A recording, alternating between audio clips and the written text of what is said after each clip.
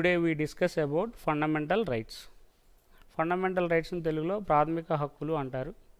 The fundamental rights are borrowed from USA constitution. భారత రాజ్యాంగంలో చేర్చబడినటువంటి ప్రాథమిక హక్కులు అనే వాటిని ఈ అమెరికా రాజ్యాంగం United states of American constitution నుంచి సేకరించడం జరిగింది. ఈ ఫండమెంటల్ రైట్స్ అనే వాటిని article 12 to 35 of part 3 of our Indian constitution, భారత రాజ్యాంగంలోని 3వ భాగంలో ఆర్టికల్స్ 12 to 35 గురించి ఈ ఫండమెంటల్ రైట్స్ చెప్పడం జరిగింది. ఈ ప్రాథమిక హక్కులు అనే వాటిని భారత రాజ్యాంగంలో కల్పించబడినటువంటి పౌరులందరికీ కూడా ఎటువంటి ఇబ్బంది కలిగినప్పటికీ కూడా వాటిని తమను తాము రక్షించుకోవడానికి ఏర్పాటు చేసుకున్నటువంటివి ప్రాథమిక హక్కులు. These fundamental rights are very important for the development of Indian citizens. పౌరులు అనేవాళ్ళు తమను తాము అభివృద్ధి చేసుకోవడానికి మాత్రమే ప్రాథమిక హక్కులు అనే వాటిని మనం చేర్చడం జరిగింది భారత రాజ్యాంగంలో. There are 7 fundamental rights at the beginning of our Indian constitution. భారత రాజ్యాంగాన్ని రచించినటువంటి కొత్తలో 7 ప్రాథమిక హక్కులు అనే వాటిని కల్పించడం జరిగింది. They are 7. అవేంటంటే they are right to equality article 14 to 18, right to freedom 19 to 22, స్వాతంత్ర హక్కు అనేది 19 నుంచి 22 వరకు చెప్పడం జరిగింది. రైట్ అగైనెస్ట్ ఎక్స్ప్లాయిటేషన్ ఆర్టికల్ 23, 24, పీడనాన్ని లేదా దోపిడీని నిరోధించే హక్కు ఆర్టికల్ 23, 24లో చెప్పారు. Article freedom of religion 25 to 28, అంటే మత స్వాతంత్ర హక్కు అనేటువంటి దాన్ని ఆర్టికల్ 25 నుంచి 28 వరకు చెప్పడం జరిగింది. Right to education and culture article 29 to 30, అంటే విద్యా సాంస్కృతిక హక్కు అనేదాన్ని ఉండాలని భారత రాజ్యాంగంలో ప్రాథమిక హక్కులు కల్పించారు. అలాగే right to constitutional remedies article 32. ఇక్కడ మనం చూసుకుంటే ఆర్టికల్ 29, 30 తర్వాత 31 లేదు, ఆర్టికల్ 31 లేదు. దీన్ని రైట్ టు ప్రాపర్టీ అంటారు. రైట్ టు ప్రాపర్టీ అంటారు, దీన్ని ఆస్తి హక్కు అంటారు. ఈ ఆస్తి హక్కు అనేది ప్రారంభంలో మన భారతదేశానికి స్వాతంత్రం వచ్చిన తర్వాత మన రాజ్యాంగాన్ని రచించిన కొత్తలో ఈ 1950లో మాత్రం ఈ యొక్క ప్రాథమిక హక్కుల్లో ఈ రైట్ టు ప్రాపర్టీ అనేది చేర్చడం జరిగింది.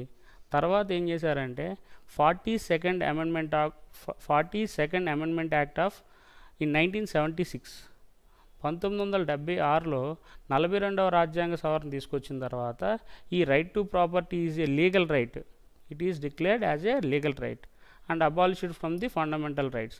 అంటే ప్రాథమిక హక్కుల్లోంచి ఆర్టికల్ 31 అనే దాన్ని తొలగించేసి ఇది లీగల్ రైట్గా ఉంటుంది, ఇది ఫండమెంటల్ రైట్ కాదని డిక్లేర్ చేయడం జరిగింది.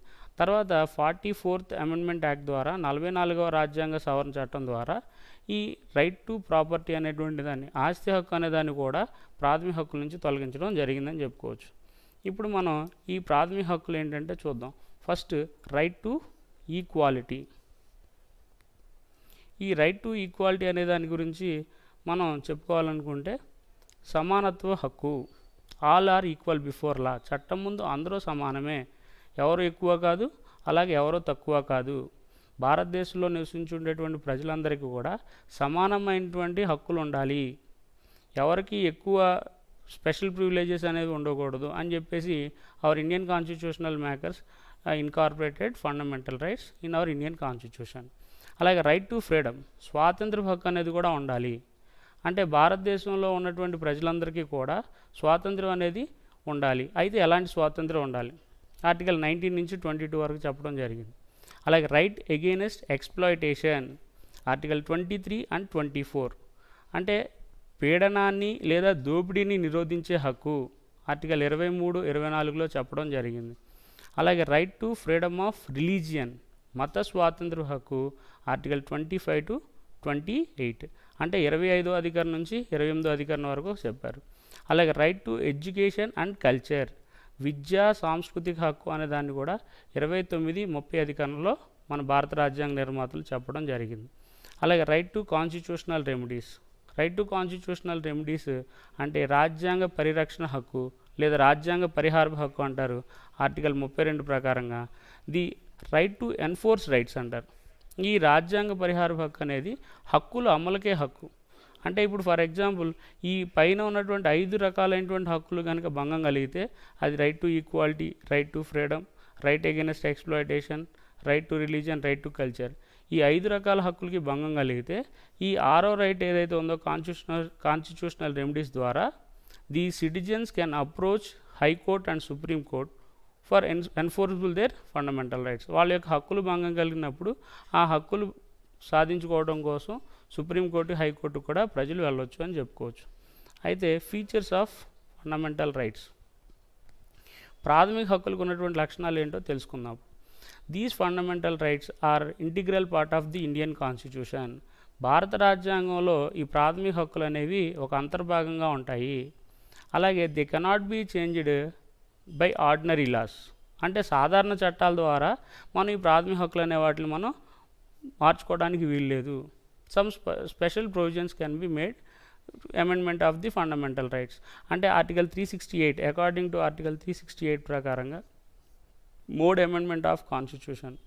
ఈ ప్రత్యేకమైనటువంటి విధానం ద్వారా మాత్రమే పార్లమెంట్లో బిల్లు పాస్ చేయడం ద్వారా మాత్రమే మన భారత రాజ్యాంగంలో ఈ ప్రాథమిక హక్కులు అనే వాటిని మార్చడం జరుగుతుంది. And these fundamental rights are protected by the courts in India. భారతదేశంలో ఉన్నటువంటి న్యాయస్థానాల ద్వారా కూడా ఈ ప్రాథమిక హక్కులు అనే వాటిని మనం రక్షించుకోవచ్చు.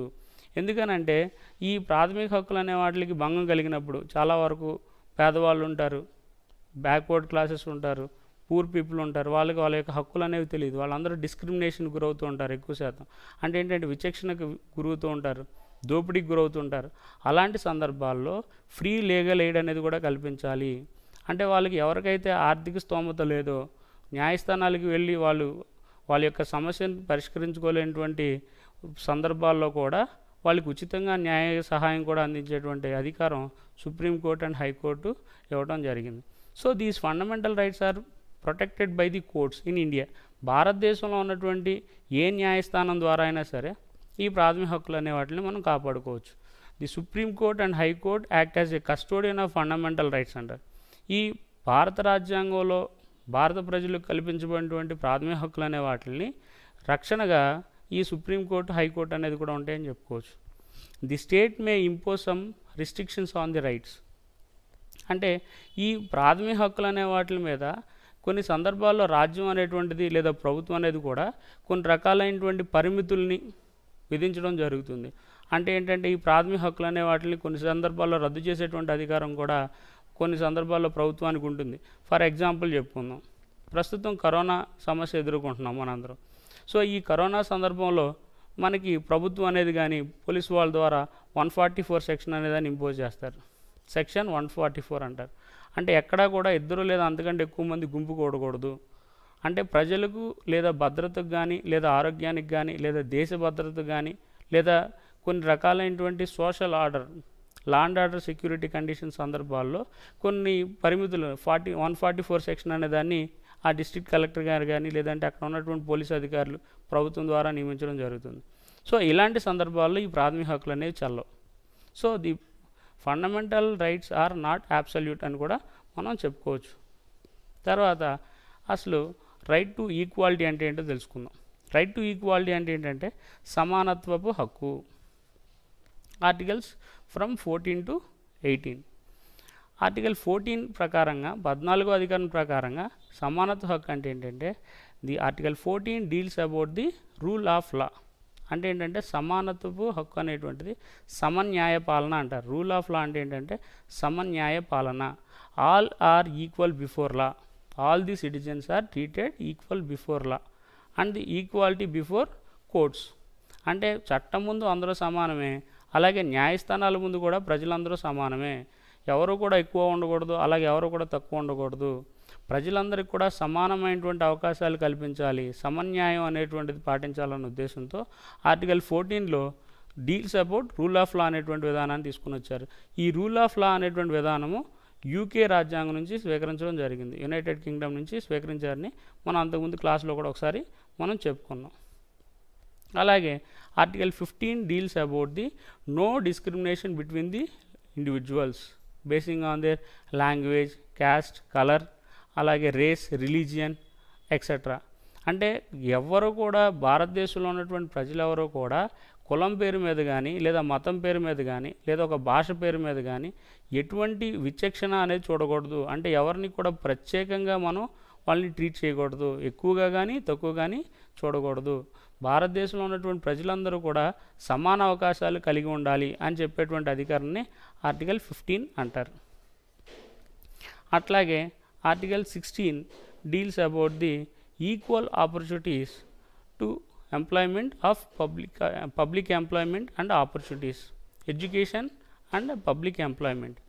విద్యాపరంగా లేదా ఉద్యోగపరంగా భారతదేశంలో ఉన్నటువంటి ప్రభుత్వంలో కానీ లేదంటే ప్రభుత్వం ద్వారా నియమించబడినటువంటి సంస్థల్లో కానీ ప్రభుత్వంలో ప్రజలు అనేవాళ్ళు ఎక్కడైనా సరే ఉద్యోగ అవకాశాలు సాధించుకోవచ్చు.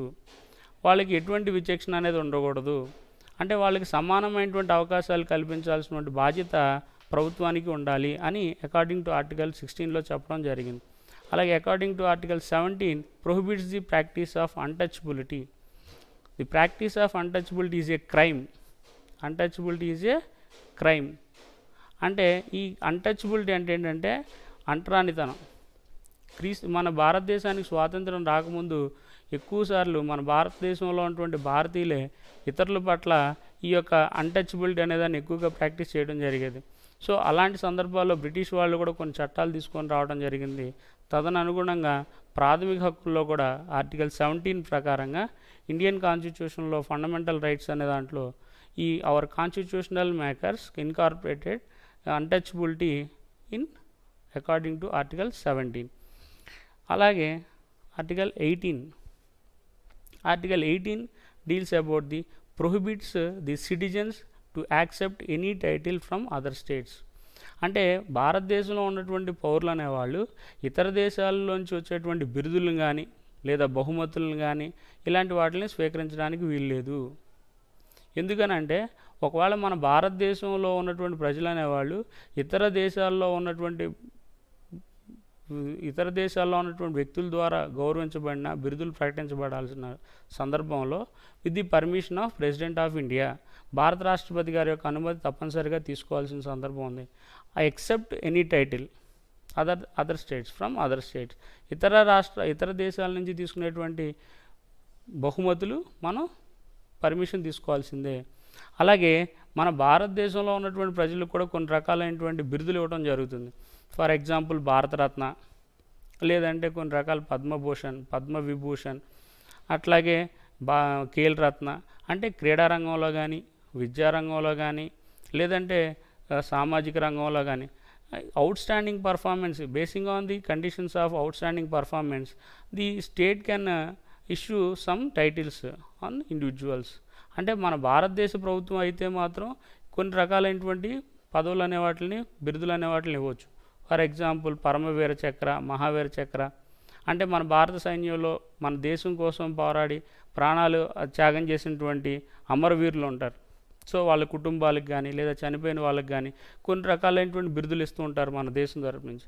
అలాంటి వాళ్ళు మినహాయించి, సో అలాంటి భారతదేశ ప్రభుత్వం ద్వారా ఇవ్వబడినటువంటి బిరుదులు మినహాయించి మిగిలిన వాళ్ళందరూ సమానమే.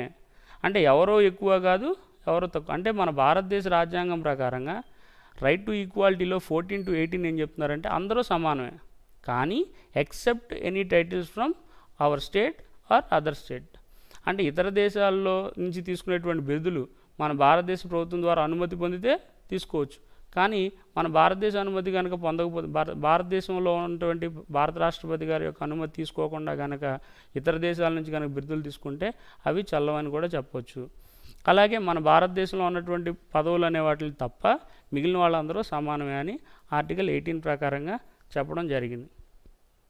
అట్లాగే రైట్ టు ఫ్రీడమ్, స్వాతంత్ర హక్కు, articles from 19 to 22. Article 19 deals about 6 types of freedoms. ఈ ప్రాథమిక హక్కులు అనే వాటిల్లో ముఖ్యంగా రైట్ టు ఫ్రీడమ్, స్వాతంత్ర హక్కు అనే దాన్ని 19 to 22 వరకు చెప్పడం జరిగింది. Article 19 deals about the 6 types of freedoms. The freedom of speech and thought of expression. అంటే భారతదేశంలో ఉన్నటువంటి ప్రజలందరూ కూడా వాక్ స్వాతంత్ర హక్కు అనేదాన్ని కలిగి ఉండాలి. వాళ్ళు భావ వ్యక్తీకరణ స్వేచ్ఛను కలిగి ఉండాలి. అంటే చట్టానికి ప్రభుత్వానికి విరుద్ధంగా కాకుండా ఎవరికి ఇబ్బంది కలిగించినంత వరకు తమ యొక్క సమస్యలను కానీ తమ యొక్క ఇబ్బందులు అనే వాటిని ప్రజలకు లేదా ప్రభుత్వానికి తెలియజేసేటువంటి వాక్ స్వాతంత్ర హక్కు అనేదాన్ని కూడా ఆర్టికల్ 19 ప్రకారం ఇవ్వడం జరిగింది. And to right to form assemble peaceful without arms. అంటే ఈ ఆయుధాలు లేకుండా నిరాయుధులుగా ఎక్కడైనా సరే శాంతియుతంగా సమావేశాలు ఏర్పాటు చేసుకునేటువంటి స్వాతంత్రం కూడా ఆర్టికల్ 19లో ఇవ్వడం జరిగింది. అంటే right to freedom of associations and unions, అంటే కొన్ని రకాలైనటువంటి సంఘాలు లేదా కొన్ని రకాలైనటువంటి యూనియన్స్, అంటే భారతదేశ ప్రభుత్వంలో భారతదేశంలో నివసించి ఉండేటువంటి ప్రజలందరికీ కూడా స్వాతంత్ర హక్కు అనేది ఇవ్వడం జరిగింది.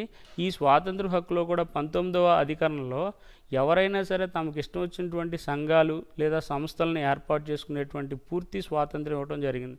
అయితే ఇది వాళ్ళ యొక్క అభివృద్ధి కోసం ఉపయోగించుకోవచ్చు, కానీ లేదంటే ఇతరులకు ఇబ్బంది కలిగించేలాగా ఇటువంటివి చేస్తే నిషేధంగా ప్రకటించడం జరిగింది. అట్లాగే freedom to move freely through out India, భారతదేశంలో ఇక్కడ జమ్మూ కాశ్మీర్ నుంచి కన్యాకుమారి వరకు 29 రాష్ట్రాల్లో ఎక్కడైనా సరే సంచరించేటువంటి స్వాతంత్రం భారతదేశంలోని ఆర్టికల్ 19 ఫండమెంటల్ రైట్స్ ప్రకారం ఇవ్వడం జరిగింది, భారతదేశ ప్రజలందరికీ ఇవ్వడం జరిగింది.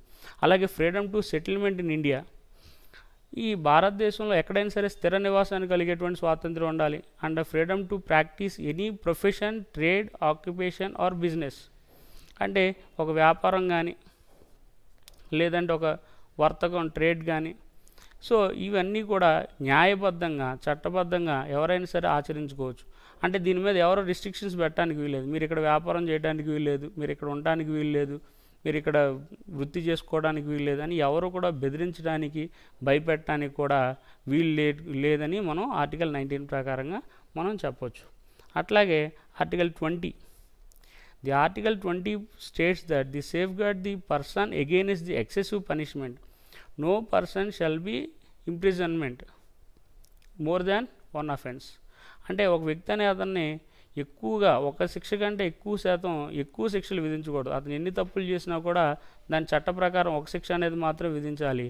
So safeguard the person against the excessive punishment, అంటే ఒక వ్యక్తి అనే అతన్ని ఒక పౌరుడికి ఉన్నటువంటి హక్కులు అనే వాటికి భంగం కలిగేలాగా అతనికి ఎక్కువ సార్లు కనుక శిక్ష అనేది విధించడాన్ని కూడా రద్దు చేయడం జరిగింది.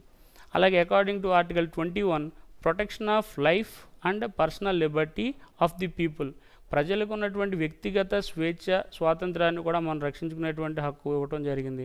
అంటే చట్టం దృష్టిలో తప్పు చేస్తే తప్ప ఏ ఒక్క వ్యక్తిని కూడా శిక్షించకూడదని ఆర్టికల్ 20లో చెప్తే, and 21 deals about the protection of life and personal Liberty of the people, ఈ ప్రజలు అనేవాళ్ళు తమ యొక్క ప్రాణాలని లేదంటే తమ యొక్క హక్కుల్ని కాపాడుకునేటువంటి పూర్తి స్వేచ్ఛ కూడా అకార్డింగ్ టు ఆర్టికల్ 21 ప్రకారంగా ఇవ్వడం జరిగింది.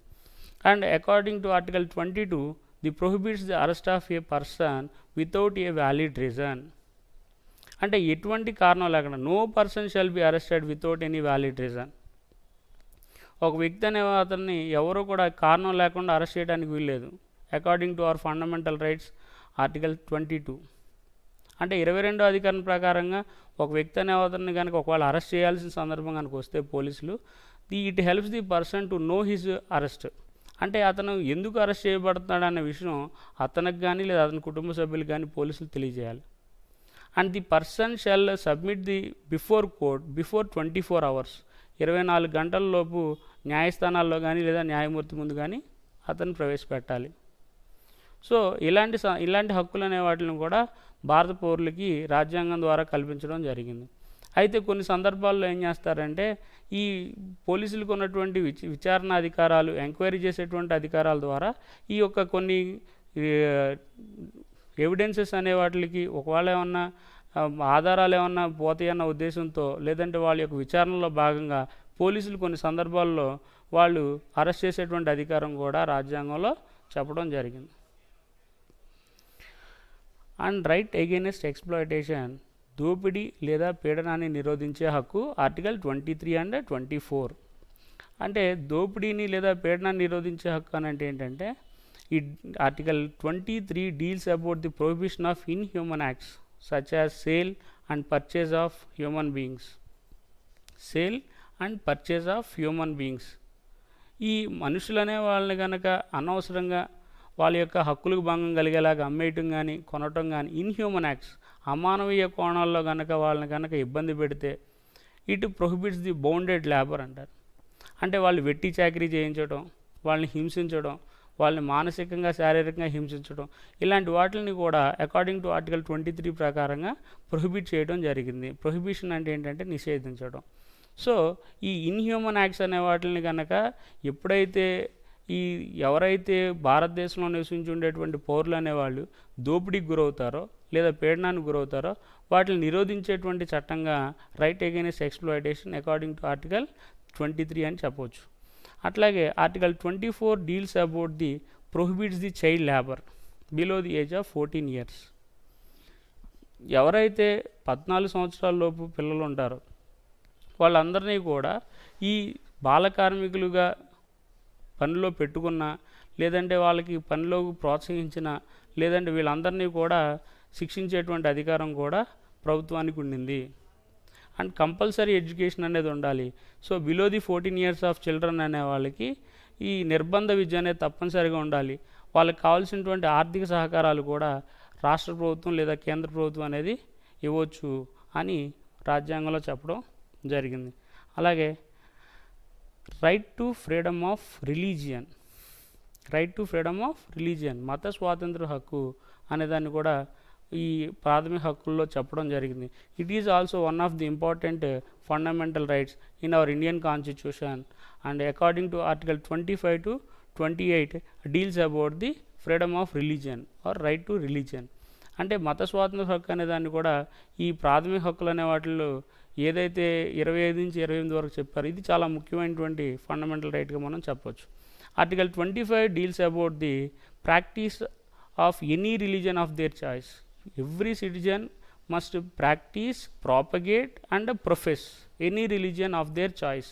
అంటే ఎవరికి ఇష్టం వచ్చినటువంటి మతాన్ని కానీ, ఎవరికి ఇష్టం వచ్చినటువంటి ఆరాధించేటువంటి దైవాన్ని కానీ వాళ్ళు అనుసరించవచ్చు. ఎందుకనంటే ఎవరో కూడా దీంట్లో బెదిరించడం కానీ లేదా వారసత్వంగా ఉన్నటువంటి మతాన్ని అనుసరించాలని ప్రోత్సహించినా లేదా మత మార్పిడి చేయడం అనేది కూడా నేరం. సో ఎవరి ఇష్టం వచ్చినటువంటి మతాన్ని వాళ్ళు స్వీకరించేటువంటి పూర్తి స్వేచ్ఛ స్వాతంత్రాలు కూడా ఆర్టికల్ 25 ప్రకారంగా మన భారత రాజ్యాంగ నిర్మాతలు ఈ మత స్వాతంత్ర హక్కులో చేర్చడం జరిగింది. అలాగే article 26 deals about the religious institutions can manage their religious affairs. And the religious affairs ఏవైతే ఉంటాయో మతపరమైనటువంటి కార్యకలాపాలు అనే వాటిని కూడా కొన్ని రకాలైనటువంటి మత ప్రాతిపదికన ఏర్పడినటువంటి సంస్థలు అయితే ఉంటాయి. ఆ సంస్థలు అనే వాటిలు వాళ్ళ యొక్క మత ప్రచారాన్ని కానీ మతానికి సంబంధించినటువంటి బోధన కానీ చేసుకోవచ్చు. ఫర్ ఎగ్జాంపుల్ కొన్ని రకాలైనటువంటి ఆశ్రమాలు ఉంటాయి, అలాగే కొన్ని రకాలైనటువంటి మదర్సాలు ఉంటాయి, లేదా కొన్ని రకాలైనటువంటి క్రిస్టియన్ మిషనరీస్ ఉంటాయి. సో ఇట్లాగా the religious trust can also maintain their religious activities through there religious funds. వాళ్ళ యొక్క ఫండ్స్ కానీ మతపరం మీద వాళ్ళు కొన్ని రకాలైనటువంటి నిధులు కేటాయించడం కానీ, లేదంటే సేకరించడం కానీ, లేదంటే వాళ్ళు కొంత మెరుగుపరుచుకోవడానికి వాళ్ళ యొక్క కార్యక్రమాలు కానీ, ఇవన్నీ అకార్డింగ్ టు ఆర్టికల్ 26 ప్రకారంగా పర్మిటబుల్ అని చెప్పవచ్చు. ఆర్టికల్ 26 ప్రకారం అట్లా